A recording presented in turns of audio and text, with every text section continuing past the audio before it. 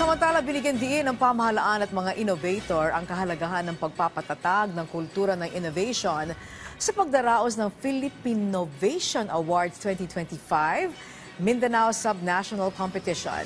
Si Harlem Ferolino ng PIA Socsargen sa sentro ng balita.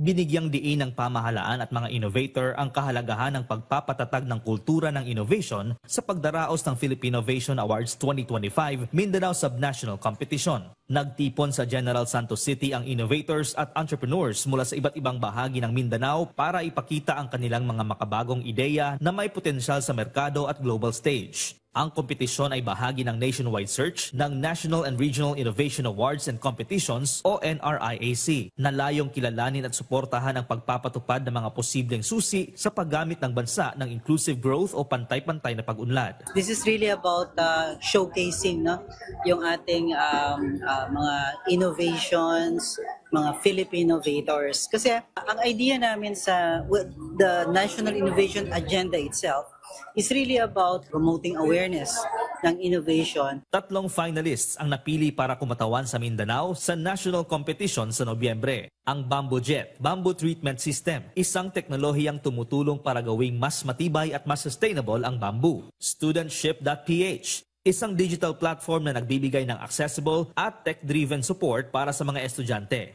At 3D Vector Apparatus, isang educational tool na layong gawing interactive ang pag-intindi ng mga kabataan sa complex math at science concepts. Mula sa regional qualifiers, pipiliin ang 5 Philippinnovator Awardees of the Year na pararangalan mismo ni Pangulong Ferdinand R. Marcos Jr. sa National Awarding Ceremony sa Nobyembre. We believe that the education challenges that we're experiencing right now requires an all-hands-on-deck approach.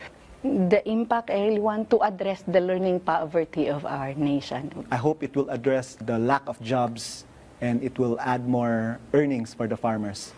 Higit pa sa parangal, layunin ng Philippinnovation na magtanim ng inspirasyon sa kabataan at magpalago ng kultura ng inobasyon na magdadala ng progreso sa buong bansa.